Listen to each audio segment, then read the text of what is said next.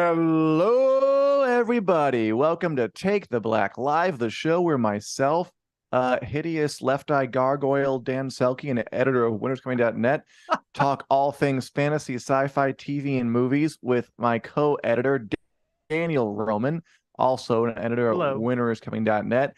Thanks for joining us. Hello, Martha. Hello, Andrew. Hello, Richard. Hello, Andrew again. Excited for this episode. I am too. What's up, Daniel? How you been over these past 7 days and change? You have 10 seconds. 10. All right. I've been pretty good. I think it's funny that you headed off with your gargoyle comments, any self-consciousness, and I'm ready to talk sci-fi fantasy shows, movies, Two. books, I unicorns, am space just lasers. oh yeah, of course, all those good things. I just want to be upfront with my audience, with our audience, that I Ah, have a thing that's on my important. left eye, and it's shiny because I'm using antibacterial cream, and it's not gone, and I don't like it, and I may have to get it lanced off. I want you all to know this, so because This is important information. sometimes we look at our heroes and we think they're infallible. I just want you to know that I have problems too.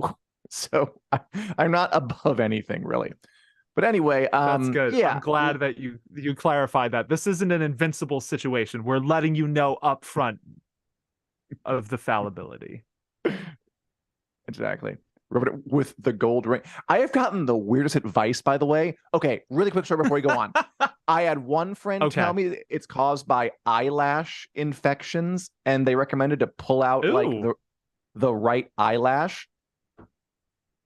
I think they were I'm pulling out eyelashes like an idiot, and I think they're wrong. Like the doctor did not mention this, and nor did they say it when I Did you say consulted them. And the I right think maybe eyelash? So it's like like you're trying to find the one. according to my friend, you got to find like the eyelash that's infected and then pull that one out. And I think they were being sincere, but I think they're incorrect. And now I think I'm down like 10 eyelashes. Whatever, it's a whole process. Text the gold ring. I'll worth it if I can. Anyway, our program today.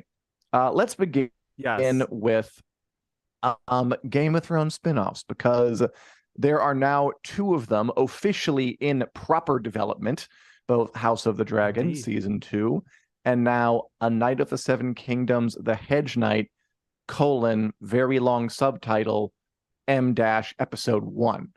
That's officially happening too. So it is an exciting, potentially too exciting time for the Game of Thrones fandom. And just to check in, filming is happening on House of the Dragon season 2. We have this lovely picture from Casadas, Spain, where they do a lot of filming. They did for Game of Thrones. Spain's been a good place for House of the Dragon too. And I do love that apparently the local government flies the Targaryen flag of the town square, which if I were them, I'd leave at least one flag Targaryen red and black the entire year, because who doesn't think that's cool to live in a city that's ruled over by the benevolent, wonderful Targaryens? No one. Everyone thinks that's cool. Every single person. Yeah, so that's pretty exciting. And this is the city, like you said, they filmed King's Landing there, I think in season 6, 7, 8. I don't know if it was every season. But they did film it there for House of the Dragon too. So they actually started doing a large fan convention in this city last year. They did, yeah. That I'm hoping becomes a yearly thing. So House of the Dragon rolling on. Yeah, not much like to really report on it. It's happening. And by the way, Martha says rubbing it with the gold ring is a cure. Is there like a gold ring specifically, Martha, or is it just like any gold ring will do? Because I'm willing to try most anything. Because then you're just rubbing gunk on your eye. Can't be tarnished. It's got to be a nice, clean one. It's got to be clean. Yeah, you can't rub more bacteria in the eye. That's what causes it. That's right. But I'm willing to hear options. I don't care how far out. Anyway, I also thought we would just discuss a little more, because last week we did the show and the news that HBO was developing a new prequel series for Max, not HBO, for Max, formerly HBO Max, now just Max. A new series, A Knight of the Seven Kingdoms, The Hedge Knight, based on George R.R. Martin's Dunk and Egg novellas. set about 100 years after House of the Dragon, about 100 years before Game of Thrones, and Yeah. it's a like more, give or take, Give or take. about a very tall, possibly the father of like the great grandfather of Hodor, knight named Sir Duncan the Tall, and Of Wait, that are you joking? I'm not, no. Because So there is a bit okay, in A Dance with Dragons. I saw this recently because Richard Eberwein, who wrote a okay. great post for us about like characters from Game of Thrones who could be in Night of the Seven Kingdoms, where there's a bit where Bran's going through the werewood visions and he's looking out of the werewood in Winterfell's Godswood, and he sees like Yes, yeah, I know the flashes. scene. Um, Yeah. and one of them is a slender girl with brown hair kissing a very tall knight, almost as tall as Hodor. And the theory is that is the fourth Oh. Duncan Egg novella, and the lady is Old Nan as a young woman, and the tall knight is Oh. Sir Duncan. That is definitely an interesting theory. I would not be surprised at all to see that come to fruition. It would be interesting if he was related to Hodor, though, because I'm pretty sure we do know that Dunk is related to a different Game of Thrones character. I'm pretty sure Brienne, he just go is ahead and say it, yeah. Yeah, he's Brienne's distant relative. Which does But feel yeah, like a so a little Knight of the incestuous to me, like metaphorically incestuous, not literally Targaryen incestuous, where it's like yeah, there's just kind of this like navel gazing of making little connections and just kind of connecting the dots, not for any real reason that helps the story, but just because it's fun to link things up. Um, well, and sure. I do think that becomes a danger the more of these shows we put into practice. Like, because at what point does it go from telling a great story to winking at the audience for its own sake? But we haven't crossed that bridge yet, so we don't really need to worry. Yeah. But I do think it can happen. But anyway, they're making that show. And I Yes. just thought, now that we've Um, marinated for a bit, do you have any other thoughts, Daniel? Yeah, well, I think we need to hit on so George R. R. Martin has broken his silence about this Night of the Seven Silence. Kingdoms show since we had our last podcast. Mm-hmm. So he's expecting it to be 6 episodes. Season 1 will only cover the Hedge Knight. So our theory about the whole colon the Hedge Knight thing being a subtitle for season 1 seems to be on point. Because he said if it gets to season 2, they'll do the Sworn Sword, and season 3 would be the Mystery Right. Knight. And then he'd have to write more novellas, which I think produced a caustic laugh of bitterness from many a fan. How can a I got quite a man few who is texts from so people clearly so smart be so bad at predicting the rate at which he can work? It's really fascinating. we've all got our things. And I guess so. yeah, I'm curious to see what he ends up doing with Duncan Egg. I feel like they could just do it on the show and most fans wouldn't even be mad about it. I It's think not so a too. Game of Thrones situation where it's like we don't know how Duncan Egg ends. That information is out there in like the world of Ice and Fire if you want to know the ultimate end for some of these characters. But yeah, so I'm still excited for A Night of the Seven Kingdoms. I'm a little nervous about the whole Max rebrand thing and how that may or may not affect it.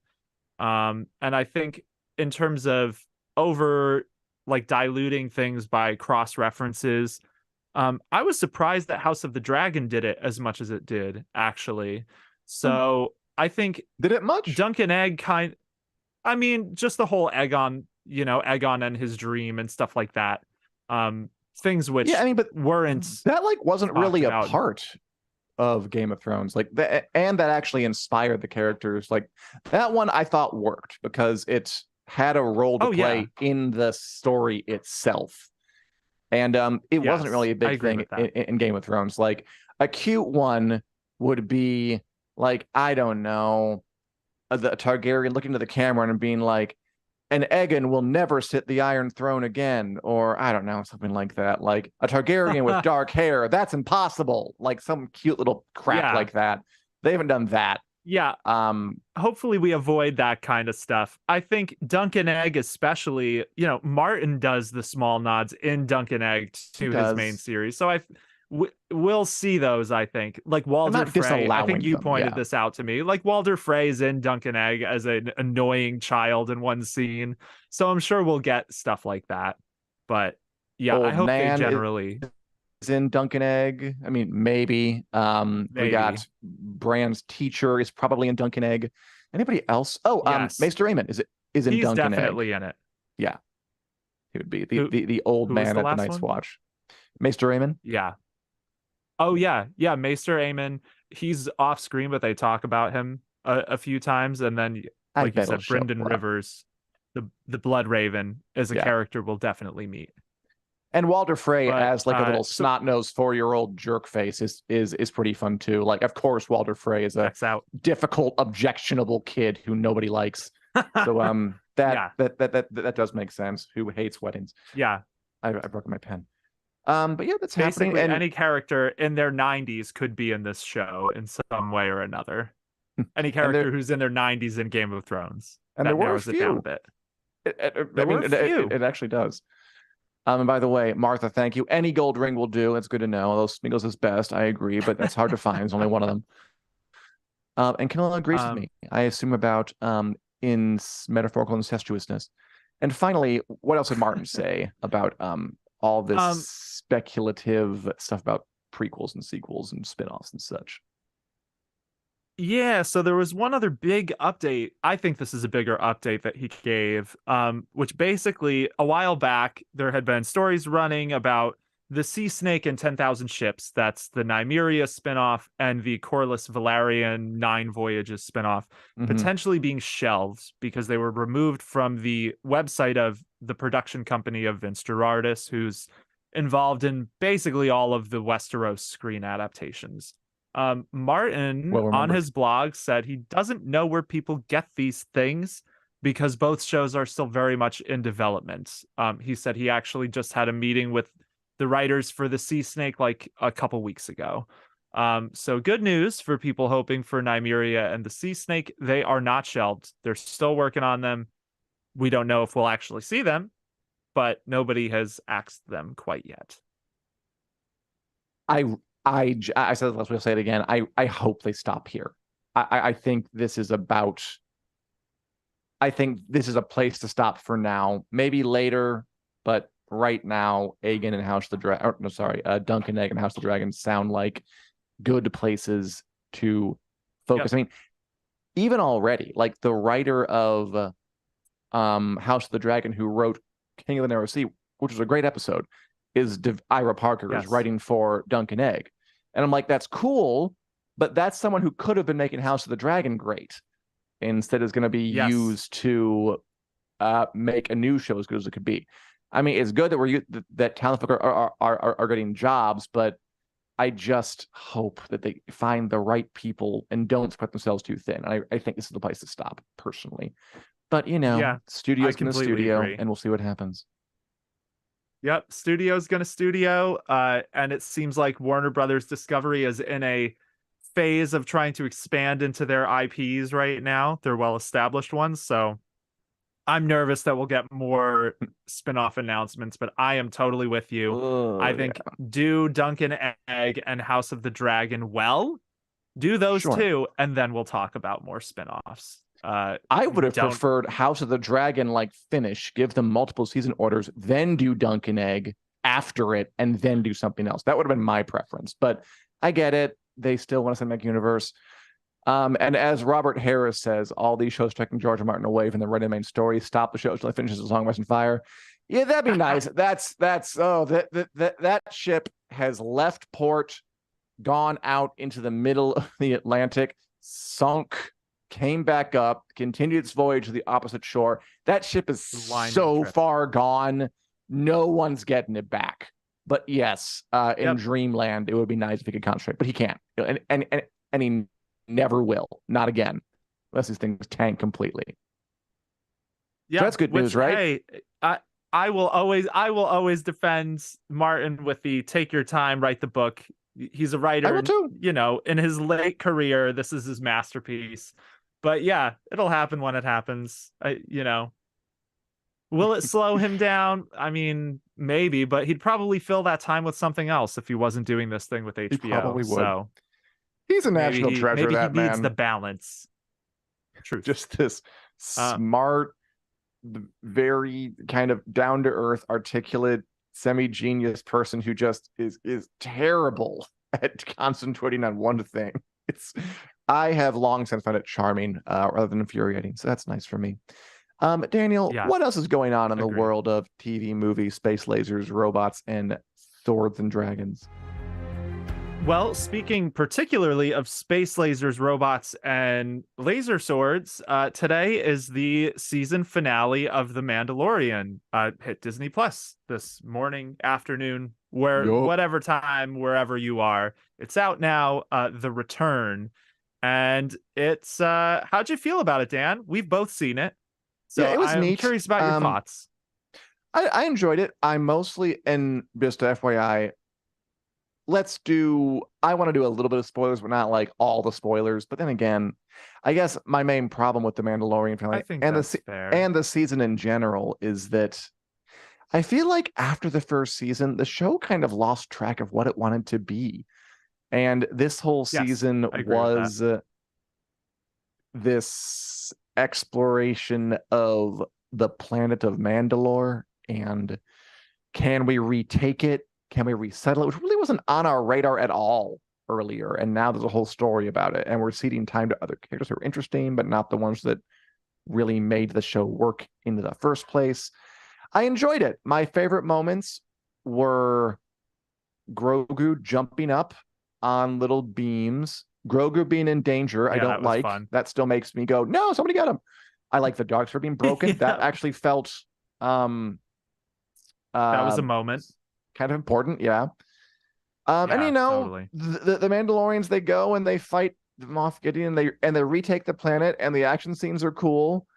I don't know, something's missing with the show now that it used to be there and now isn't. Like some kind of what is the central point that you are driving at? Because I'm Yes. happy that they all retook the planet, but I never really got invested in this retake the planet story. But I enjoyed Yeah. it. It was well done. And whenever Grogu's on screen, I smile. And I like they put him in a little Evangelion mech suit and have him say yes, no, yes, no, yes, no. That's cute. Yeah. Yeah, I think that I loved all the Grogu stuff. I totally agree with you. And I've been thinking about this a lot. And I feel like part of the problem with The Mandalorian is that for the record, I like the finale. I pretty much agree with everything you're saying. I Mhm. enjoyed it a lot. I enjoyed Wasn't it. I liked super it. invested in the retake Mandalore plot line, but there's a reason for this that I want to talk about. I think the first season of The Mandalorian was like the casual Star Wars viewers show. Didn't Oh, matter so if you nice. were into all of the extended universe, into the animated series. You could just turn on The Mandalorian, and it's a fairly straightforward adventure story about this hardened warrior caring Ooh. for the cutest puppet that has been made in the past few decades. And at some point, partially in season two, and then really in season three, it has become essentially a sequel to Star Wars, I think Rebels and Clone Wars. Yeah, Dave Filoni's other stuff. Because Yeah. that's where the whole Mandalore plot line with Bo-Katan and Moff Gideon comes from. And that's cool. But it's different. Like you said, it feels like the show isn't sure what it wants to be about. Is it a Rebels and Clone Wars sequel, or is it a standalone thing that casual fans can enjoy? And this really hit home for me reading. So our reviewer Chelsea Zukowski, who wrote Mhm. about this episode, wonderful review of it up on Winter's Yeah, Coming. quality stuff. Um, yeah, most of the things she liked that she pointed out were Rebels and Clone Wars connections. She actually commented in the review about wishing there was a cameo or something like that in this final Hmm. episode. And those were the things, the lack of those things were what made me more able to enjoy this final episode than some of the other ones because it still stood somewhat on its own. It had more focus on Din Djarin and Grogu. Kind of the things that made it work in the first place. So, yeah, I feel like the show has shifted into a different sort of show that is a sequel to deep cut Yeah. animated series. And it's just a question of which fans are you servicing with this show now. It seems like different ones than when you started, which is okay, but I think that's causing a lot of the confusion. I'm going to go back and repeat what I said earlier. It's the watchword of the day on Take the Black is metaphorical incestuousness. This is kind of what I mean. Oh God, I don't know if I like that, but okay. I love it. I mean, incestuousness is a great watchword for a Game of Thrones podcast. Dear. Dave Filoni, who made the Clone Wars and Rebels, started, as you said, Mandalorian is kind of a standalone thing, and that's when it was at its best, if you ask me. That's when I was most invested. I agree. And then 100%. brings in all this stuff from the other shows he made. And it does feel like not so much because that was the best story to be told. That would have been stick with the original idea, but because he wanted to follow up on this other cool stuff he did. And I get why he made it. Like he has that prerogative, but it felt incestuous. It felt metaphorically incestuous to go and bring in these other family members from the Star Wars family and graft them onto this thing. And I'm not saying they weren't entertaining. I've been entertained. It's never been a bad show. Yeah, but I loved think seeing Katie Sackhoff in this show. Like, oh full yeah, stop. good for her. Good for her to get this like career spike. I always like Katie Sackhoff. But Same. I feel like it kind of undercut the core premise of the show, and it was because he didn't want to forge ahead on his own. He wanted to, like you said, make us a sequel to those shows. He wanted to bring in the rest of the family. He wanted to bring in the rest of the family into a room where they all did unsavory things together and participated in incest, metaphorical incest. Stop it. With other Star Wars shows. That's what happened to The Mandalorian. The Mandalorian got metaphorically incestuous. I think it weakened it. And I don't know, honestly, that's clearly the direction they're going. So it is. It's just kind of sad that it's a good show. Like what we're having people in the comments now. Andrew episode, I agree. It was really, really great. Camilla it has a lot of opinions on it. Elizabeth 59 felt more for funsies. It kind of did. But I'm not sure if it can be great again. I think it's been diminished. I'll use a new metaphor. Yeah. Not unlike every age of Middle Earth is more. diminished from the last. I like that one much more. Not nearly as fun. I don't know why I like the other one. I don't know. Just weird. Do we need more metaphorical incest on television? Probably not. No, we don't. We don't need actual incest in the real world. We don't need metaphorical incest on television. We do need more Targaryen incest on televion. But that's plot. That's fine. That's okay. But I don't want them to be incestuous with the other, like on a meta level. Incest is no good. Yeah. So I do agree with you about this show. I am happy that you're happy.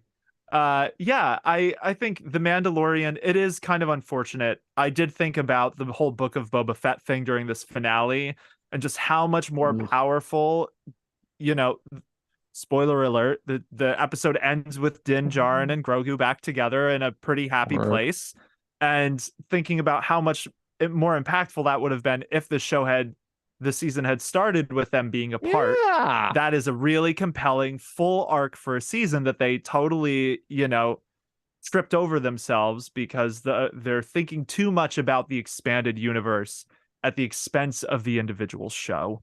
And I think we've had some examples now of that is when the Star Wars series are kind of their weakest. I think Obi-Wan got into issues in the same way. Meanwhile, Andor was an excellent show, and it went hard in the other direction.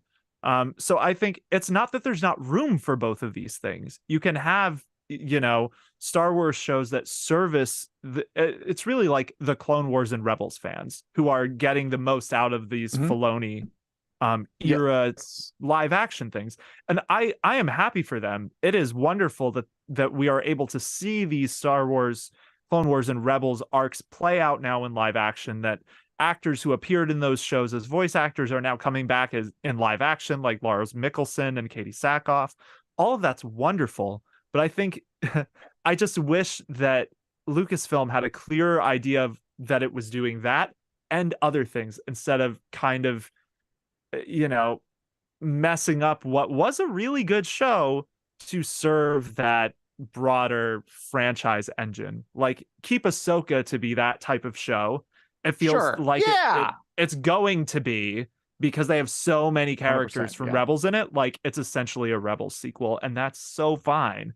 But to have a show that started out as like anyone could watch it and introduce their kids to Star Wars to, you need to have seen two like 7 season long animated series to get all the references is you know, a mistake in my opinion. But we'll see what happens in the future. So final verdict, good show, but not as good as it was, and I don't think can ever be again because Dave Filoni loves metaphorical incest too much. That's my final take. Going once, going Okay. twice. Are we good? I think we should end it that. Yeah, I All think right. so. I don't have anything else to add. We can end on that note. Cool. Anybody out there has opinions, feel free to let off. And you guys are being great. Yeah, JP says no direction. Last two episodes were the best. The rest were fillers. But they should have kept those episodes in Mandalorian series, not Boba Fett. Yeah, my partner stopped watching because they were like, wait, you have to watch in Boba Fett? Oh, that's stupid. I'm not doing that. And I don't blame him. I don't want folks to think like that. I think that makes sense. Was Yep, Anyway, totally. another series ender, in a way, Yes. was the Last Kingdom movie, Seven Kings Must Die, that capped off the story of Uhtred, son of Bernard Cornwell of Bebbanburg, who for 5 seasons tried to retake his ancestral home in medieval England, finally succeeded, Yes. and Netflix capped off his epic, ageless journey with a movie. Daniel, you watched it. I didn't. What did I you have. think of the Last Kingdom movie, Seven Kings Must Die? Yeah, so the movie's actually out, so we can talk about this a little bit this Mm-hmm. week. I there are things I enjoyed about the movie, but That's I good. generally wish they had done a sixth season instead of a movie Mm-hmm. because as much as this is a 2 hour, it's a 2 hour film to capstone the Last Kingdom. It is set years after the end of season 5. And it there was a question because it's not common to see a TV show end with a movie of, No, is this it going to feel happens. like a 2 hour special? Is it going to feel like a film? Like, what is this going to be like? And the answer Right. to me is it feels like they tried to cram in an entire season of The Last Kingdom into 2 hours. It feels like a rushed 2 hour television episode more than like a film. Mm-hmm. And I feel like, that's it will always be fun to watch Alexander Draymond be Uhtred and like Sure. hanging out, Yes. going on adventures. Like there will always be a charm to anything that has this cast in it. But I think they really, again, kind of did themselves a disservice by trying to rush this ending if they wanted to hit this as the ending rather than taking their time. Like half the cast from the main show is not in Seven Which Kings Must sucks. Die, Yeah.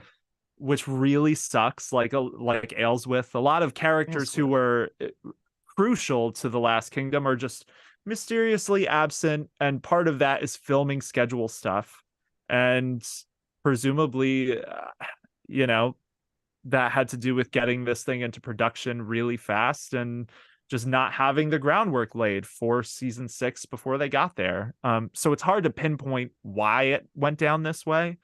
Um, I do think some of the action scenes were great. The battle at the very end, it ends with a very historic battle, which is considered to be like the founding of England, basically. Sure. So it does get to that, and they do tie in some actual history there, which I did like that because they historians only found out where the site of that battle was like think like 3 years ago. So they like put that in the movie, like that relatively new factoid about the location. So I like there were things like that I enjoyed, but generally it feels like they rushed it, and that's just a damn shame because it's a really solid show, and this was probably one of the weaker entries into it. Sure. Minus the highlights, which are of course there. But I'm glad there were some. Andrew Moyles agrees with you. I agree there should have been a sixth season, but I still enjoyed the movie, even with the rush parts, which sounds like what you're Yeah, saying same. too, more or less. That yeah, maybe it wasn't the peak of the Last Kingdom, but it was still good, still solid. Yeah, it's still enjoyable. Like I like full disclosure, I am planning to watch it again at some point this week because I'm interviewing some people associated with the movie. So I'm Nice. gonna rewatch it and I'm looking forward to it. Um so there was no point where I was like, this is a drag to watch. It's Sure. still enjoyable to watch. It just isn't quite as airtight or up to the quality of the show because they just didn't have the time. So, they're introducing characters like Athelstan, and it's like years later, Still he's get got those a names, bunch of so. different motivations, Mhm. and they don't really take the time to sell his turns one way or the other the way they had the time to do that for Edward, Right. who became a giant asshat in the series, and it was a great turn Uh-huh. because you saw it happen and it was tragic and unavoidable. So yeah, Last Kingdom, Seven Kings Must Die, worth the watch if you are a fan of the series. The final shot, um two shots, because the final shot is a little weird because it's like a present day thing that's like the castle still stands and it shows Brunanburh, Oh, or gotcha. not Brunanburh, Bebenberg. Ba-da-ba. um but the final shot with Uhtred of the movie is beautiful. It's one of the more beautiful shots in the entire show. So it's totally worth the watch. Just go in with kind of measured expectations about how good it's going to be. Cool. My take. Yeah, overall, great series, good underground, passionate fan base, sort of a little under the radar the whole time, but everyone involved with it Yeah. seemed like they did a great job, told a good story. I love Bernard Cornwell, the author. They're making now Yes. a TV show about his Warlord Chronicle series, which I'll always take a moment to just talk up because I love because I love Yes. those Please books. do. It's on like That's it's the like Winter King, right? INTV. Yeah, that is the Winter King about King Arthur. And Bernard Cornwell is a big on historical fiction. He's big on kind of taking little known parts of specifically British history and Yeah. introducing elements and just kind of filling them out in a way that doesn't feel fantastical but feels grounded. And King Arthur is a story that is usually told in a mythic sort of way. And this is I loved the books because they took the myth but kind of put it in the right context of if everyone literally believes in fairies and druids and stuff, what's the difference between like real magic and them saying they can do something? And everyone believes them, it's kind of the same thing. The series is great. Yeah. I hope the show is great. It's on Cool. like INTV or something, some British channel. Hope it gets picked up by Netflix or something. Because so Bernard Cornwell, late in life spike. Love to see it. And that's Yeah, my thoughts on definitely. the Bernard Cornwell verse. Julie says, "Hi, D&D." Um, Oh, sorry, Julie. I Sorry, know that it's a Julie. bad time. I'm sorry. You can We would always change it if we watch us. could. We could, yes, we would. You can always watch us in after the fact recorded or come in late. It doesn't matter. And Andrew loved the ending of The Last Kingdom, Seven Kings Must Die. And yes, he spelled Uhtred correctly. Yeah. Can't forget the H. It's the most important part. Yeah. Yeah, I'm with you, Andrew. I love the ending. The ending makes the whole movie worth it, I think. Even like flaws and all, worth it just for that ending. But yeah, No. I'm glad the Winter King is getting adapted because this is an end for Bernard Cornwell's work on screen, but he's such a prolific and There's really a lot great that author do. that it's nice. I'm glad there's at least another show that's already getting moving for him. And Mhm. you've certainly talked the Warlord Chronicles up enough that I have no doubt that that is a good call to be doing that show. So I hope it gets wider distribution because I want to watch it and I don't get that channel. I don't think anybody out in this country does. If any of our British viewers get it, lucky you. Anyway, Daniel, other Yes. viewers, YouTube, Facebook audience, what else are you watching or reading lately? Anything at all? Um, the main things I've been watching are the things we've talked about. The Last Sure. Kingdom, The Mandalorian. So I haven't been watching too much beyond that. I have been reading quite a lot in the past Mhm. week. I'm gonna see if I can hold these up. Have you ever heard of Night Angel, Dan? No. So it's a really popular series, epic fantasy series by Brent Weeks. The first book is The Way Cool. of Shadows. He has a new one coming out next week called Night Angel Nemesis. He's going back to this world that was like his big break fantasy story for the first time in, I think, like a decade or two. It Nice. was like a finished trilogy, and now he's going back to it. And that has been, I have never read any of them. So I started in on the new one, and I liked it so much and was so intrigued by the stylistic differences because the new one is like a first person account and of this guy's story, and he is so clearly lying about half the stuff. Like It's funny. I he like is that. just a clearly unreliable narrator. I love that. So I needed to go back and see what the original books were like. So yeah, that has been eating a lot of my time this week. But you have been watching things, right? What's been on Lots. your watch list? Quite a bit. We'll Tell start me. with what JP says. Succession, another great episode. Yeah, Succession is killing Everyone's it. raving about it. It's killing this final season. It's always been a good show. It somehow found a way to take Oh, the like the gavel's cinema coming out. verite kind of like just it's right here. I like playing with things.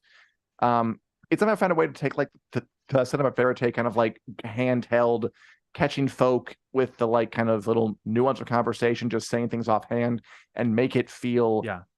exciting and relevant. They always every episode they choose these like really intense inflection points through episodes around. It does a great job of balancing the seriousness and the humor. Like it's basically Game of Thrones in modern times. It's a very, very, very, very, very rich and powerful family, and it's one of those things where when you have that much money in your family, whether you be the royal family or just this family, family isn't just family. It also like your relationships determine your living standards, determine how much influence you can exert over important decisions. So your siblings and your Yep. parents and your colleagues become not only like your siblings and your parents, but also kind of rivals. And they just a great job of capturing those little bits of interaction where just you see kind of small emotions go over the face, wash away, push away. It's like no, no, no, no, no, no, give me. It's just so good. It's funny. The last one when they found like Logan's. Actually, no, I can't say anything because I don't want to spoil it for you. Don't Um, spoil it. I'm in yeah, the middle of season 2. I if you am gonna can get catch up caught before up, this if you season can is get caught up over. before it ends, because there's some good stuff I'm going on. working on it. I'm also watching Perry Mason is ramping up too. I think it's the penultimate episode on HBO. It's getting really, really good. You know, just sumptuous 30s Nice. set period drama. And now it's taking a turn. I'm not sure if he's Okay. done the old Perry Mason thing where he gets someone to confess on the stand. I hope it happens. Because that was always the hallmark of the old show, which never happens in real life, but whatever, it's fun. Good performances, tightly written kind of pot boiler thing. I'm really liking it a lot. Barry's back on HBO. HBO is demolishing it. Man. Right now, there's Succession, Perry Mason, and Barry, which is it's final season 2. I don't know how they're doing it. And Last Week Tonight too, I watch. Are you interested in that The Idol show? It's getting a lot of press. It's coming on HBO in June. No, so one, no, I'm not interested at all. But I had missed a lot of the press Mm. until I actually saw your write up about the trailer for this a day or two ago. What is the deal with that? It seems like that show has got some controversy out of the gate. It does. What's going on with that? This is like a big new HBO show from The Weeknd, whose real name is something that I Okay. forget, and the guy who made Euphoria is behind it. And it was controversial because Okay. there was like a it's about the music industry. It's Johnny Depp's daughter is like a pop star, and there was a big Rolling Stone expose about them having to reshoot everything, and they made it went from a female Oh, perspective to a misogynistic one.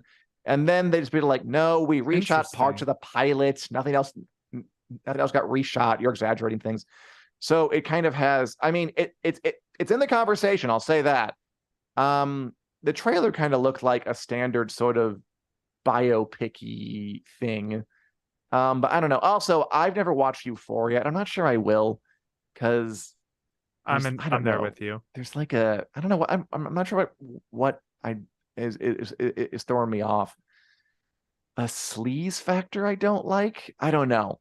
But I haven't watched it, and I'm not sure I watched The Idol, but it's in the conversation. And so HBO, mostly I'm watching HBO. There's a lot of HBO stuff.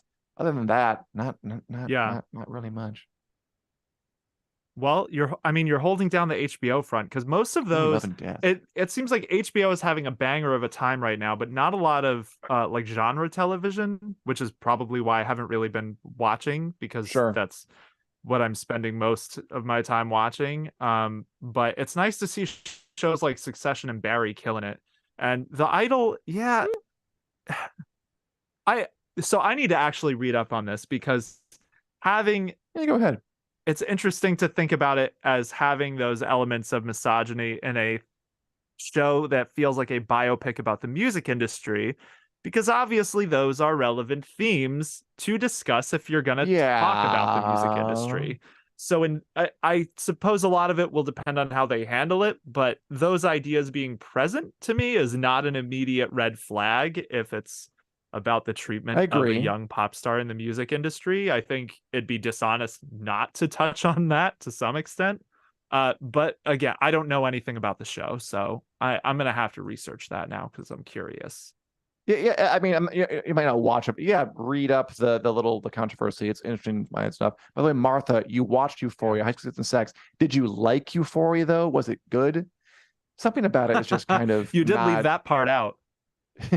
I mean, you can live out whatever you want. I don't know. It's not really calling to me. There are other shows I'd rather watch first. But yeah, it's about what I've been Yeah, watching, having a good time. Shall we yeah. move on to the final part of our weekly episode, the Wick News Lightning Round, and close this thing out?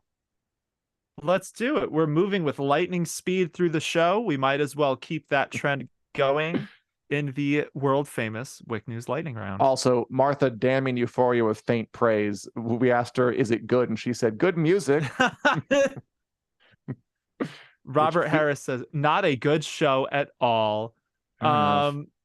I've heard some people I really hear so like much it. For me, about it, any but high yeah. school show is going to be a hard sell because Yeah, what it's the just hell not are we something I doing in our gravitate 30s watching towards. high school shows, really? Exactly. Yeah. Oh, I That's shouldn't say not to that knock though. I them. There's shouldn't nothing say wrong that. with that. Yeah, watch whatever I you mean, you can want. say Sorry. what I haven't wanted to watch high school shows even when I was in high school. We But sound I very don't, smug you know, right now, but I'm whatever. not saying it to sound We'll live with smug. I'm saying it to sound old, Dan. There's a difference. it. Is there? But we'll perhaps we'll circle back. And Julia's Touche. watching Designated Survivor, a political thriller on A, B, Oh, C, and then elsewhere. Cool. I wait, also heard that she said on Netflix. Is it on I ABC? well, apparently it was on it was on ABC first, and then something else I see. happened, but I I didn't see. open the link. So, or maybe it's on ABC and it's on Netflix. Who knows? We can move on and return us at another point. Why don't we talk about the Winner's Lightning Round? Sorry. We're circling back, but we give Yes. 20 seconds Let to us give our lightning. 20-second opinions on the news stories of the day. As usual, no order to these, so we'll see what chaos does for us. Okay. Ooh, I like that. I'll just ask you first because I haven't seen this either. Yeah. Daniel, the Super Mario Yes. Brothers movie is the highest grossing video game film of all time. It's made well over $600 million, and I don't think it's done taking money either. What do you think? I think that's great. It seems like, it's a fun movie that kids can enjoy and parents can enjoy with their kids. I've heard Jack Black totally kills it as Bowser. Yes, His I've heard that his too. songs singing in the movie are hilarious. I have Mhm. heard those. So I'm happy for the for that movie with the plumbers, and I hope it keeps raking it in. Work. Work. All right. Oh my gosh. I'm really curious about this one because I do not know what this means. So Okay. AMC ordered another Anne Rice series. Uh-huh. So AMC is doing her Immortal Universe interview Immortal with the Vampire Universe. Mayfair Witches. They're doing another Yeah. one. This one is about the supernatural bureaucracy called the Talamasca. Good name. Yeah, I mean, I haven't read too much Anne Rice, but I know there's the vampires, there's the witches, and then there's like basically the Watchers from Buffy, but they're like a shadowy organization that researches vampires and stuff. I never read enough deep to get into it, but 3 Anne Rice shows, I don't know, because only one of them is good so far, one of 2. Then the vampire's good, maybe we're just kind of blue. Pushing your luck, maybe? We'll see. Yeah. All right, Daniel. Here's a fun Yes. fact to know and tell. Apparently, J.R.R. Tolkien started and abandoned a Lord of the Rings sequel story called The New Shadow that would have followed like Aragorn's son or grandson or something as he dealt with like a plot to overthrow the government of Gondor in the Fourth Age. Yeah, I thought that was really interesting. I didn't even know this was a thing, but like you said, it would have covered one of Aragorn's descendants trying to rule in Gondor.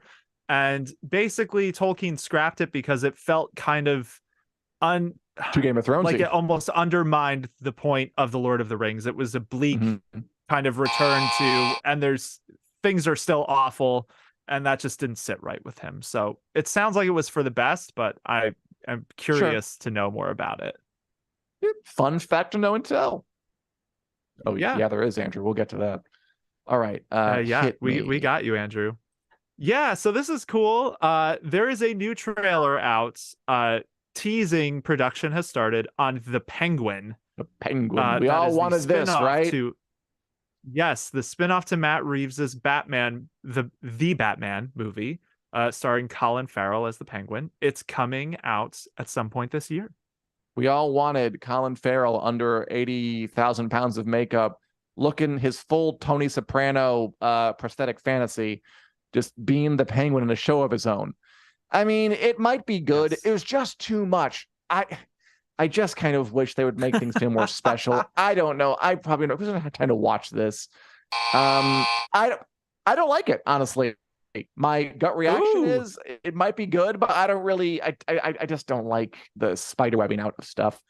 Oh, here's a good one. This is a completely just out there rumor that we have no confirmation. I'm gonna just say anyway and get your take on it. The rumor is that Adam Driver is cast or about to be cast as Reed Richards in the Fantastic Four movie, the Stretchy Man.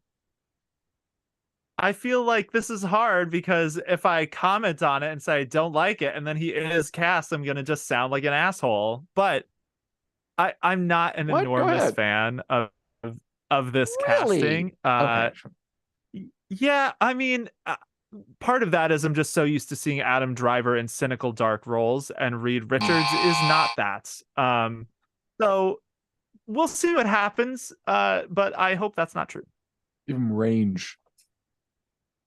Yes, not to say he doesn't have the range. He does have the range. I'm sure he can pull it off. The range, but give us back John Krasinski, please. Okay, so. Yeah, this one's for Andrew, the biggest Twilight fan in the house. Lionsgate TV is an early development on a Twilight TV show, and I am fading into the mists. How do you feel about this? Fading into the mists. I feel fine. I mean, and it's kind of the same thing with Harry Potter. It's like these movies didn't wrap up that long ago, like 2012, and you're making a new TV show. I didn't care about Twilight when it was on. I probably won't care about it now. It feels too early. Yeah, totally. I don't see any real need for this, but if you're a fan and you're happy, good on you. Martha loved Twilight. Yeah, I mean, I haven't seen a whole lot of Twilight fans. Yeah, like Martha, let us know your take. If the fans want it, if the fans love it, great. I haven't seen a lot of excitement. Find something just new. Yeah. Well, it just broke. Yes. Yeah, like literally an hour or two before this show. Yeah. Right. Speaking of more spiderwebbing, new IP content, pump that stuff. Michelle Yeoh, who just won an Oscar for Everything, Everywhere, All at Once, will star in a new movie, Star Trek Section 31 on Paramount Plus. Apparently, it's about like her running the Star Trek version of the CIA, more or less. Okay, go on. Yeah, so this is based on her character from Star Trek Discovery. Discovery, and it was an alternate universe version of her character called Yes. Empress Giorgio, is the Empress. version that will be in this movie. And Yeah, yeah, well. we've been hearing rumbles about a Section 31 show for years, so it seems like the show either changed or it was never a show, and it is in fact going to be this movie. So I actually like this. That one doesn't feel egregious Cool. to me. I hope it's good. Um, all right, and finishing out the lightning round. Uh, this is another one. I'm like, how are any of us supposed to feel about this? I hope it's good, but man, I'm nervous.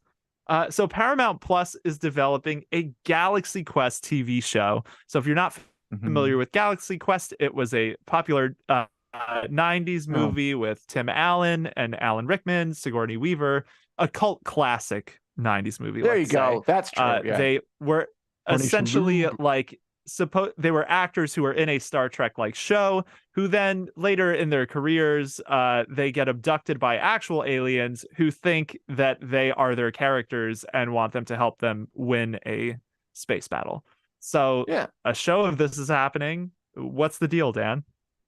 We don't really know yet. But we're not really sure Yeah. if it's like the original cast, minus Albert because Albert died, come back and do a sequel, or they just cast new folk and do a new show. It's a good story. The movie holds up. The movie's It fun. is. It's It definitely a does. cult classic. That's the right word for it. It can be fun, and it has been a while. Like it's not like Harry Potter ended a decade ago and it was huge. Like Galaxy Quest was less than like 99, and that was like good 20 some years ago. And it Yeah, was one thing, and that was it. I don't know. I could see more. Sure, why not? And you know what? That's our I'd agree with show, that. everybody. And Martha is into the Twilight show like vampires. We all do.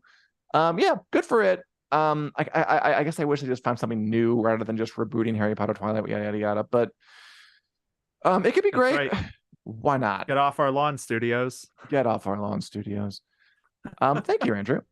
We're here every Wednesday. That's the third day of the week at 2 p.m. Central Standard Time. That's 1 p.m. Mountain Time, 3 p.m. on the East Coast, and noon on the West Coast, bouncing back and forth for fun, trying to keep up. Very nice. You can also, right here on the Winners Coming Facebook page and YouTube page, also follow us or, like, subscribe, all that stuff. It always helps. Leave a comment. You already did. Thank you for the comments.